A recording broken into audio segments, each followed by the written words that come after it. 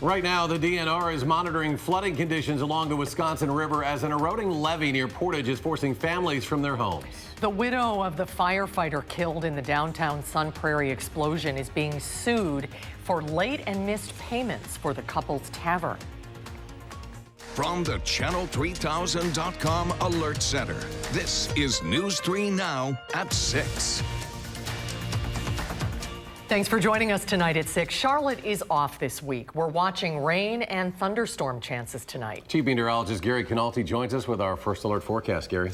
Well, we were watching some severe weather over Sauk County. That looks like it has weakened a little bit. You can see that storm located between Lone Rock and Prairie du Sec, heading off toward the northeast. That storm is capable of producing some small hail and perhaps some gusty winds as it moves off toward the north and east. We're watching some strong to severe thunderstorms just south of the Wisconsin-Illinois state line in parts of eastern Iowa, south of Dubuque, Iowa. Those have also weakened, and they're moving more toward the east than northeast. So at least in the short term, the severe weather threat appears to be lessening a little bit over parts of southern Wisconsin. But you can see on high-resolution Doppler track these storms continuing to head off toward the northeast. Looks like the strongest storms from central Sauk County back down to around Dodgeville and over toward Darlington. If we take a little wider perspective, though, the storms are ending across Iowa, which is good news. Over the next couple of hours, future track radar over the next 3 hours takes most of the storms from Madison off toward the east. West of Madison, the storm should be winding down by about 9 o'clock. The Storm Prediction Center still has a marginal risk of severe thunderstorms for an isolated storm that could produce hail or high winds. Otherwise, this morning we started out very mild. Temperatures are already in the mid-50s, and we saw another unseasonably mild day today with a high of 77 in Madison. Temperatures are still mild in Madison, but where it is raining, those temperatures have dropped off by about 10 to 20 degrees. Notice Lone Rock down to 58 degrees as those storms have moved through. And the winds are shifting from the south to the northwest, and that will end the severe weather threat once a cold front comes through. Any thunderstorms should be over with by about midnight. Temperatures by morning should be down into the upper 40s as the showers come to an end. Skies will turn sunny for tomorrow, and we'll see a nice day with a high temperature of 62. I'll have a further look at the weather in just a few minutes. All right, Gary, thank you. The Department of Natural Resources is keeping a close eye on the levee system along the Wisconsin River after noticing seepage from the Caledonia levee near Portage. People in about 30 households along an 8-mile stretch of Levee Road are still unable to go home after enforced evacuations last night. Our Madeline O'Neill joins us live from Portage with an update on the river levels. Maddie? Susan and Eric, despite this little bit of rain we started to get here, the river is down at about 19.5 feet after cresting at 20 feet yesterday. But DNR wardens are still monitoring the situation, especially the levees, which were built decades ago, as homeowners wait for the water to recede. No, I don't want to leave. And I know a lot of people don't want to leave, but the flooding's just getting scary. You know, you don't know what to expect from year to year now. When it comes to flooding, there's not much you can do. There's nothing you can do about it. So Eileen Serpico does what she can. Wait for it to go down and then do the cleanup. The longtime resident of Black Hawk Park in the town of Caledonia says flooding has gotten worse here in the past 10 years. It's a lot higher. One of her houses she can only get to by kayak. I just came up from there. It's inside. Serpico says others in the neighborhood have it a lot worse. It's above their recliners. Their couches are all underwater. For 3 flooded out families, she's offering space in her dry house just up the way. That's a good thing about this neighborhood, and that's another reason why we stay here and why we put up with the flooding is they're good people, and we help each other out.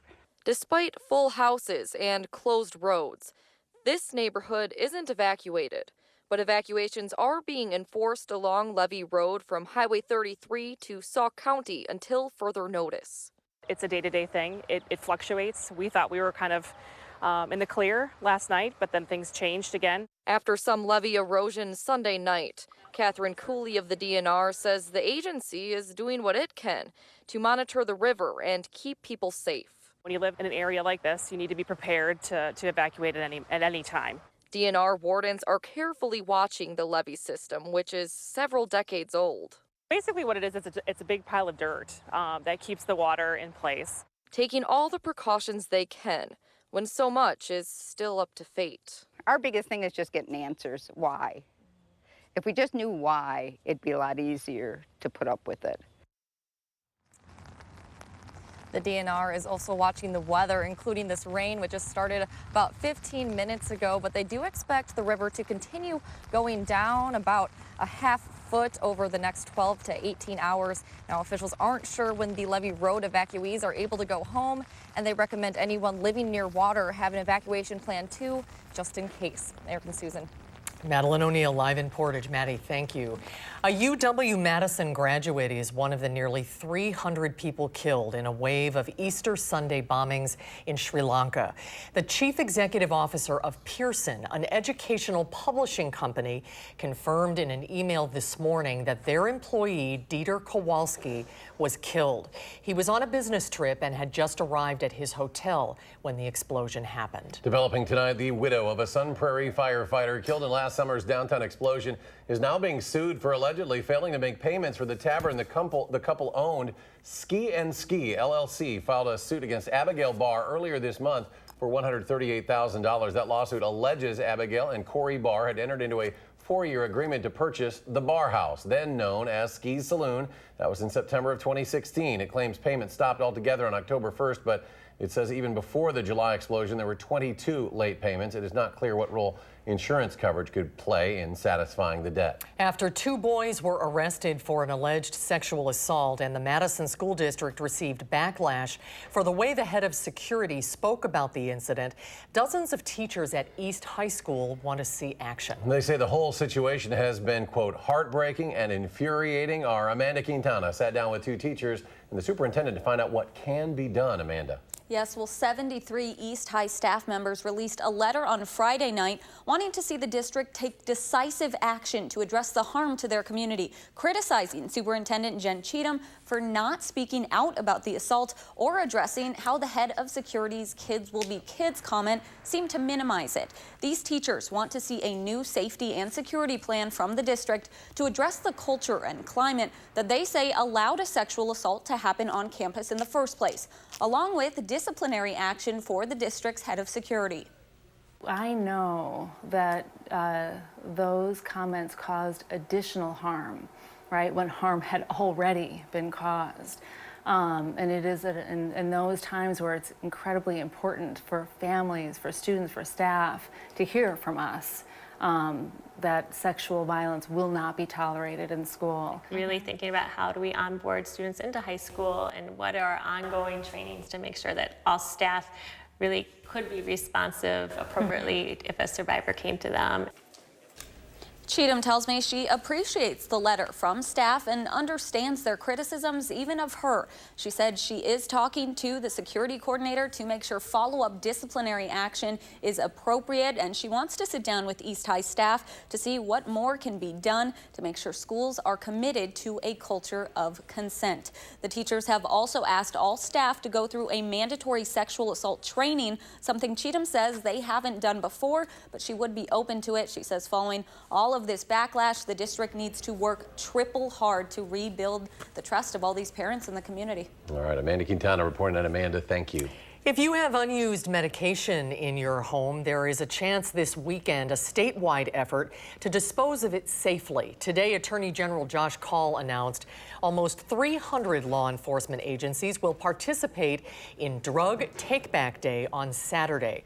The event is designed to keep medications out of water treatment facilities and out of the hands of people without a prescription.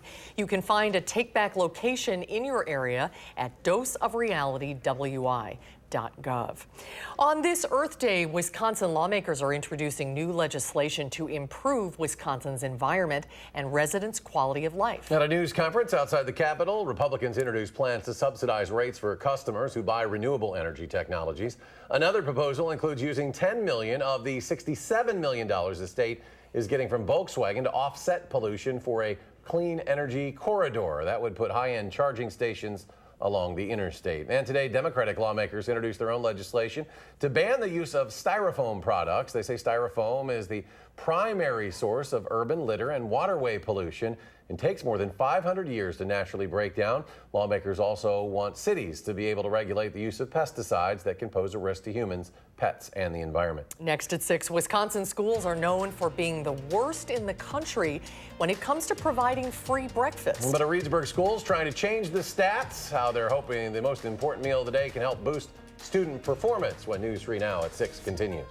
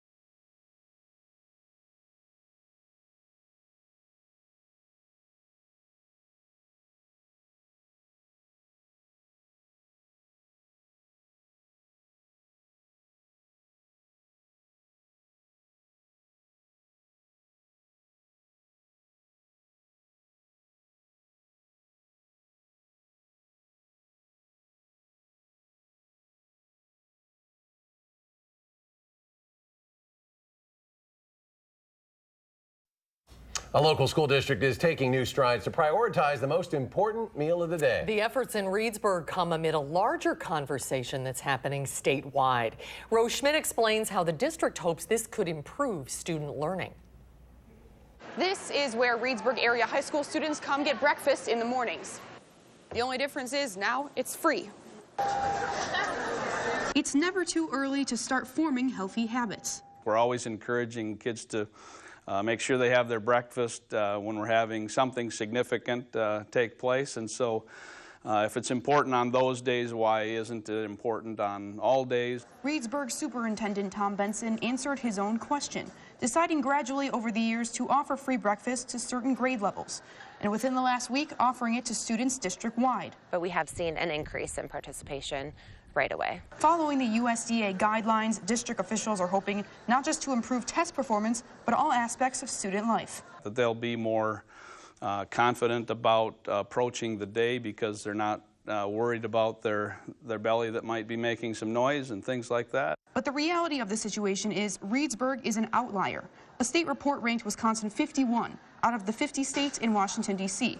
in the number of schools participating in the school breakfast program.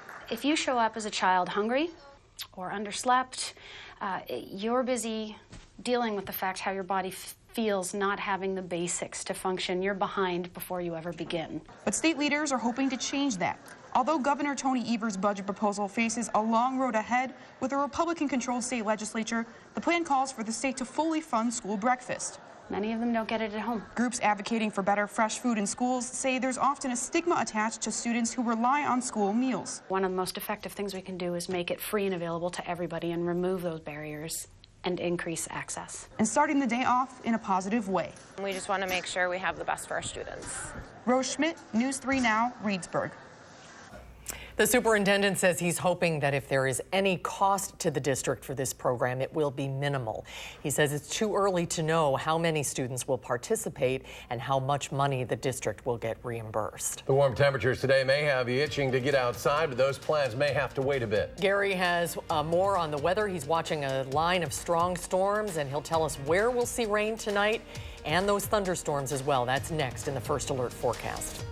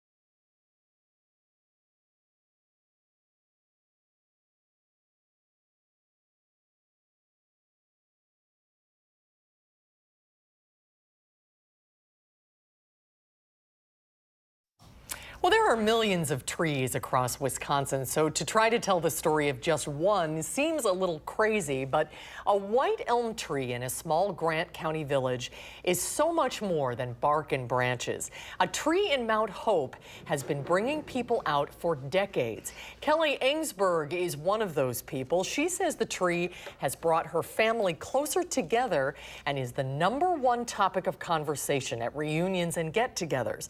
Our Dave Caulfield checked out the elm for himself, and he'll tell us why we might want to check it out sooner rather than later. That's coming up tonight on News 3 Now at 10. And let's get back to Gary, who's been monitoring severe weather across the southern part of the state. Gary. Right now, no warnings in effect for southern Wisconsin, which is good news, but there are some strong to near severe thunderstorms across much of southern Wisconsin, northwestern Illinois, and eastern Iowa. You can see on visible cloud track, we had sunshine for much of the day today, and then these little clusters of strong thunderstorms have really developed up over the last couple of hours, just kind of bubbling up in the atmosphere just ahead of a cold front. As we take a look at the severe weather outlook from the Storm Prediction Center, we have a marginal risk of severe thunderstorms for tonight for an isolated storm that could produce hail or strong winds. And you can see a couple of little lines of storms. One moved through northern Illinois, another moving through southern Wisconsin, a third out toward the Mississippi River. We'll zoom in. These little diamond-shaped areas are areas that could be producing hail. And this storm is basically tracked from Lone Rock right through the central portion of Sauk County and now is ready to move into the northeast. northeastern portion of Sauk County, below severe limits, but could be producing at least some small hail. In fact, as we take a look at hail track just over the last couple of hours, near Lone Rock, it may have produced hail up to the size of quarters, but then that storm weakened as it pushed off toward the northeast. And right now, just producing some very small hail, if it is at that. Down to the south, there's another, looks like a severe thunderstorm just popped up south of the Illinois state line. Latest warning right now, this is for parts of northwestern Illinois. That warning in effect until 6:45. There's been a couple of clusters of strong to severe thunderstorms that have moved through that area, but these are moving more toward the east, and hopefully that'll keep them south of the Wisconsin-Illinois state line. So you can see the strongest storms right now just to the west of Madison down to around just west of Monroe, and then perhaps another little line of thunderstorms trying to develop out toward Platteville and the Mississippi River. Future radar over the next 3 hours shows these storms heading off toward the northeast pretty rapidly at about 40 to 50 miles per hour. That should lessen their heavy rain threat. However, hail and gusty winds would be the main threats from these storms. And then as that cold front moves eastward, the threat for severe weather will end altogether. Now here's the time lapse from the Queen Bee Radio Skycam looking out toward the south and west. You can see how these storms have really bundled up over the last couple of hours, bringing some heavier bursts of rain right through Platteville. But the live view from the Queen Bee Radio Skycam shows the next storm waiting just out to the west. So we're keeping an eye on this as that storm heads toward Platteville. Out to the west of the WISC area here, you can see another strong storm. That's the one that's moving into the western portion of Dane County. And then there's the live view from the Edgewater Skycam in downtown Madison. Right now, not raining in Madison itself. High today, though, 77 degrees. That's 17 degrees above average. Low temperature of 56 is 18 degrees above normal. And right now, we're sitting at 76 degrees with winds out of the south at 16 miles per hour. Dew point temperature 52. That's pretty low for severe weather, so that's why we're not expecting widespread severe weather. Evening thunderstorms, some scattered showers continuing overnight with a low of 47. Then tomorrow will turn sunny, a little cooler, but still not bad with a high temperature of 62. On future track, you can see most of the thunderstorm activity moving out this evening. By morning, we're just left with some clouds and lows in the upper 40s. Tomorrow, we clear out very nicely with high temperatures between about 60 and 65. Tomorrow night, those temperatures drop down into the upper 30s with clear skies, but the winds become south by morning, and that brings high temperatures into the upper 60s as we head into Wednesday. Rainfall amounts, generally about a half inch. There could be some amounts over an inch in a heavier thunderstorm. That'll be the exception rather than the rule, though. And then you can see we turn cooler for the weekend with highs only in the upper 50s. Shower or thunderstorm chance Saturday, then Monday and Tuesday, warming up toward the end of next week. The Bucks can win a playoff series for the first time in 18 years tonight, and they probably don't even need their best player to carry them. The story's coming up in sports.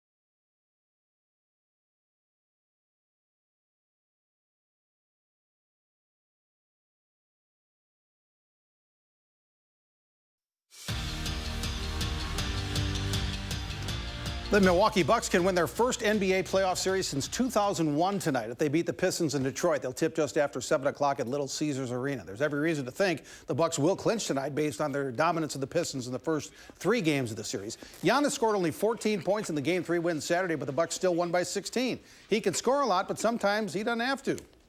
I think it's a credit to Giannis to I think let his teammates, carry him some nights, carry him some stretches. And, I think he just loves this group. He loves playing with the guys. He loves to see them succeed. And, it's, I think, a credit to him and a credit to the guys around him. It's NFL Draft Week, and the Green Bay Packers appear to be in excellent position to get some pretty good players if they make the right picks, of course. The Packers have 2 first-round picks, 3 in the first 44, and 10 picks in all. Last year, they took a cocky defensive player named Jair Alexander in the first round. He had a pretty good rookie season. You'll hear a lot of rumors and guesses this week on what's going to happen for all the NFL teams, but Packers GM Brian Gutekunst says don't believe most of it. I think if you've done your work ahead of time, if you've really put the work in and stuff, you kind of can sniff out the stuff that's false information and the stuff that might have some legs to it. I think you kind of address each thing as it comes, but like most people say, 90% of it is false information. So who will the Packers take? Well, there are a million mock drafts that have the Packers taking everyone from Michigan linebacker Devin Bush to Iowa tight end Noah Fant, but that's just the top of the draft. Gutekunst knows that you can make some hay in those picks in the later rounds, too. There's drafts that I've been a part of where it's been just 2 or 3 guys, and there's been drafts where it's been, in the high teens, But at the same time, and history certainly here has shown the fact that there's always chances to get difference makers throughout the draft, I think back to early in my career when, we drafted guys like, Donald Driver and Tauscher in the 7th round. I mean, those guys were absolute difference makers for our football team in the 7th round.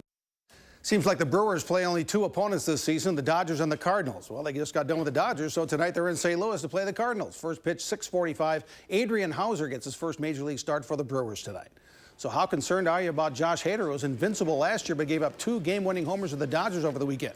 In the last week, Hader's season earned run average went from 0 to 3.75, giving up 3 homers. The good news is his fastball is still averaging 95 miles an hour, so the velocity's still there. Perhaps it's as simple as guys making good swings against Hader, but it bears watching. 4 new members of the Madison Sports Hall of Fame will be inducted June 5th at the Monona Terrace. They include Craig Anderson, the La Follette and University of Iowa basketball star, John Krugman, who was another great athlete at La Follette in the 50s, Peggy McCarthy Bailey was an Olympic rowing medalist, and Mike Ploutz won his first Madison Men's City Golf Championship 50 years ago this summer. I got to MC the banquet again this year. That's great. Every year you go, wow, we've really had some great athletes here over the last 50, 60 years. I know it's an event you always look forward to. Yeah.